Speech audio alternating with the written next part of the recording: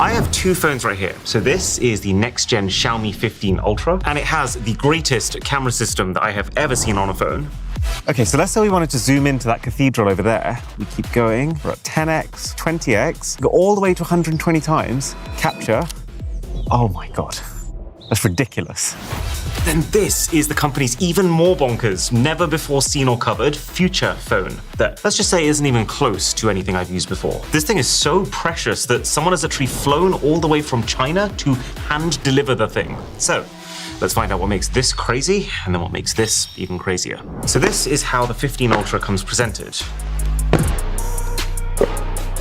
Pretty classic Xiaomi style insert on top, which has a SIM ejector, a USB-C cable, manuals, and then a hard shell clear case. And that is it. Even though this is a full-size box, there's still no charger. Probably because the phone's camera alone takes up half the space. Man, I'm butchering this peel.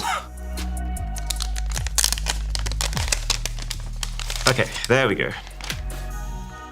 Wow, this looks incredible. Now, there is lots to like and dislike about this phone, but there's only one thing that I want to show you with it. One thing that I do think is an absolute game changer, and that is this. I'm not even talking about the cameras in general, literally this one specific telephoto zoom camera. Because here's the thing, for the entire history of multi-camera smartphones, you've had a main camera, your best quality camera, and then a few secondary cameras flanking that main camera, which aren't as high quality. But this phone is the first time that I would say that that's not the case. This telephoto camera is so freaking good that it has now basically become my main camera, and that completely changes how you use the thing. So the first place that you're going to notice this zoom camera in action is, well, it's when you're zooming into things. For a very long time, Samsung has kind of set the benchmark for long-range zoom photography. And if we take a look at their latest S25 Ultra, they achieved that with a 5x optical zoom, 50 megapixel camera, which is great. But this special camera right here is a 4.3x optical zoom camera, so actually a little less than Samsung, but it's 200 megapixel. And it's not just resolution, because as we know, resolution is not exactly the most reliable spec. It only takes a very quick look at the telephoto cameras on these two phones to see that the sensor on Xiaomi's is enormous. It's over 3 times the size of the one on the Samsung. That's the spec that matters. So let's say, for example, we want to zoom into some of the intricate brickwork on that window. Let's start with the Samsung, which, as you'd expect, looks really crisp up until about 30 times where it does break down. But let's keep going until 100 times zoom, take the shot, and that is not bad at all, considering how far away the thing is. Okay, so same thing on Xiaomi now. As we keep zooming in, the preview does look a little bit cleaner than it did on Sammy, but also not dramatically so. That is until we hit capture, because geez Louise. At this point, it is an absolute landslide win for Xiaomi. And that's partly because of this really high quality, high resolution zoom camera, but it is also partly because of AI processing. So when you zoom in past the 20 times mark on the Xiaomi, you will see this little AI indicator pop up. If that's yellow, it means that when you take the shot, it's going to comb through and essentially upgrade everything using its best estimation of what it thinks they look like. And this part of the equation, you might completely hate, because the more AI is involved in your photography, the more it begs that ever-present question of what actually is a photo. But I do think that it's quite tastefully integrated here. It feels so satisfying to see your blurry 120 times zoom photos suddenly transform after you've captured. The results can be weird, let's say 5% of the time, but then they are actually making the photo a lot better 95% of the time. The setting isn't hidden away inside some sort of clunky image editor. It's literally one click to turn on and off just before you capture. And also, even when it's turned off, this is still fundamentally the best zoom camera that I've ever used on a phone. So it's got a great zoom camera. It takes great zoom photos. That much is not the slightest bit surprising. The bigger change that you notice is when you start to use this camera for other things. So, for example, if you grab this, and let's start by recording video using the phone's normal wide camera, this is how it will look. It's nice. The phone's got a top-of-the-line 1-inch sensor for this wide camera, but it still looks like phone footage. But now, flicking over to the phone's telephoto camera, it's a complete vibe change. It does have that professional camera look to it. And that's partly the fact that telephoto cameras just in general have more background blur, but it's combining that with this supersized sensor, which means that you both get even more of that separation because bigger sensors make more of it, but then also with basically zero hit to the quality of the footage, like you would have on just about any other phone in which the telephoto camera gets pretty shafted. This is like full quality quality 8K. Plus, you can film slow motion using this same lens, 4K 120 frames per second. And for a phone, this is as cinematic as it has gotten thus far. And it's all topped off with portrait mode. Because portraits of people will always be more flattering when you take a few steps back and use a telephoto camera, better telephoto camera equals better portraits. And remember, you don't even need to use portrait mode to get this effect. All of these coming shots are just simple photos taken on auto. So don't get me wrong, Xiaomi has issues that they need to work on, like their software update schedule, the fact that this phone is pretty awkward to handle, but the point is, this camera ain't one of them. You know what they need to do next? They need to give this telephoto camera a really short minimum focusing distance so that it could also become your macro camera too. That would be next level. But yeah, that's the key cool thing about the Xiaomi 15 Ultra. And then there's just little AI tidbits like AI Expand that I would say works just as well as Samsung's generative image editor, which is a compliment. Plus AI Sky, which I've always thought was a cool feature, and now I guess thanks to more intelligent processing, it's also a pretty powerful feature. I could totally see how if you were listing your house for sale and you wanted a sunny shot to sell it, then this is a way more reliable way of guaranteeing it as opposed to waiting for one. So now it's time to step up. What do you do when even that camera isn't enough? Well, this is the Xiaomi concept camera system. There's only 10 to 20 of them in the world, and Xiaomi has specifically designed them to prove a single point. So you get the phone, and then you get this lens. So let's be very clear about something for a minute. The idea of adding a professional lens to your phone is not a new one. I mean, you've been able to buy phone camera lenses on Amazon for like 15 years now. Not to mention, even Xiaomi themselves have tried to properly integrate a lens system onto one of their previous concept phones. But this is the first time that I've ever seen the camera attach onto the middle of the phone.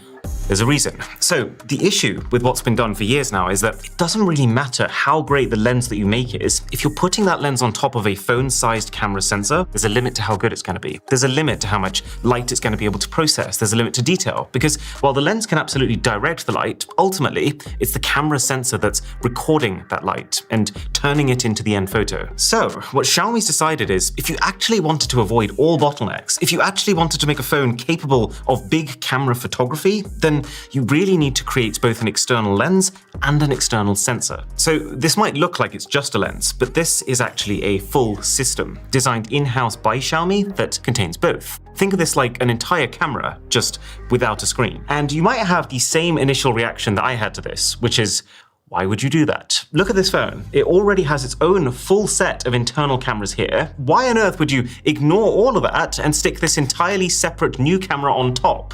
At that point, like, what is this even for? Well, this is where the magic happens. So the lens snaps onto place on the back of the phone with some very strong magnets. But this isn't just to like hold it in place so that you can pair the two via Bluetooth. There's actually two very tiny little pins on this to create, and this is absolutely pivotal, an instant hardware connection. This is actually a brand new piece of tech that Xiaomi is calling LaserLink. They've developed it specifically for this phone. And the idea is that thanks to these pins and a couple of extra bits of engineering on the inside, you get two major perks. A, that you can now power this camera entirely just using the phone's internal battery, which immediately means that you don't now have a whole extra gadget that you have to persistently worry about keeping charged. And B, that you get nanosecond level data transfer between this camera and the image signal processor in the phone, which means they can basically communicate in real time, which means this phone can treat this camera as if it were baked inside of it. And that is a big deal. It means that literally the exact split second that you snap this thing on,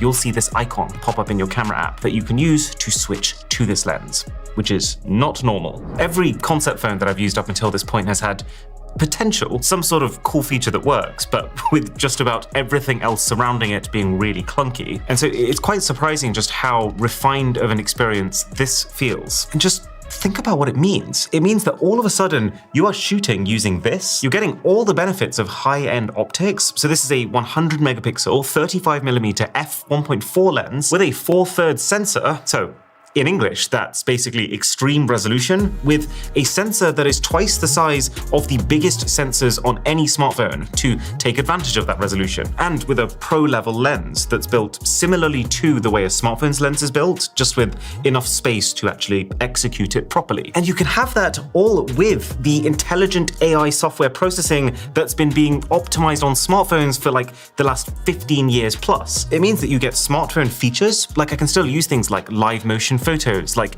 AI face beautification, or even portrait mode if I wanted to add even more background blur, none of which you would get on a normal DSLR camera. You never need to charge this camera. There's no separate SD cards or like separate apps that you need to install to manage the footage that comes from it. Everything that you take on it will just save directly into your phone's gallery for sharing or editing. The thing even has a precision motor inside of it for autofocus, but even without that, it just feels so crazy to be able to manually be adjusting the focus on my lens here, feeling the subtle vibrations from that action created by the vibration motors inside the phone, and then just the second I decide I'm done, snapping it off as if it was just a mini power bank or something. I took this thing out for a day trip yesterday, and it does give the exact feeling of having a premium compact camera. You might have seen ones like the Fuji X100s that have been picking up in popularity. Using this is very close to the feel of using something like that. And so while it is way more clunky than just taking shots on your phone's internal cameras, it's way less clunky than carrying around a whole extra external camera and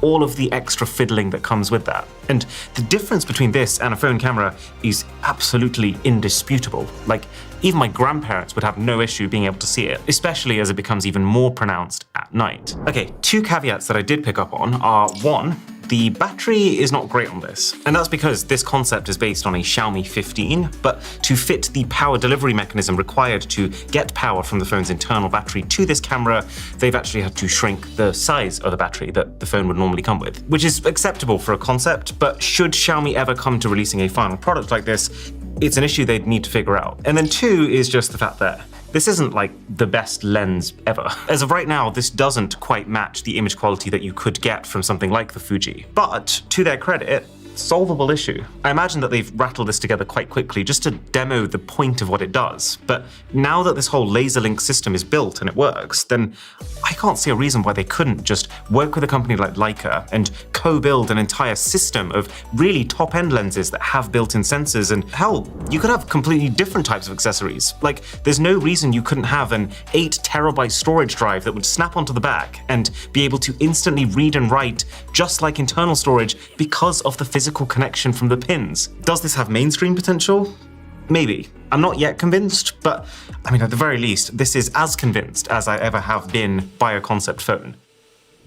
And just to really drill home what it's like to shoot on it, let's say I was filming a sponsor section for Surfshark VPN using this phone versus the very best iPhone. I tell you that people don't even realize that Netflix is not the same across countries, that Japan gets more anime, that Slovakia has the biggest total content library, and Korea gets tons of exclusive K-dramas. But that Surfshark VPN is the best way to instant swap your location to access all of it. By the way, you can probably tell these two aren't even close, like they're not even in the same plane. And if you took a plane to another country, then one of the best things about Surfshark is it also means you can use the internet as if you were still home. So you don't need to keep re-authenticating your accounts every 20 minutes, and also your results will match what you expect them to. And when you use the code BOSS, you can get Surfshark for less than $3 a month with an extra 4 months for free and a 30-day money-back guarantee.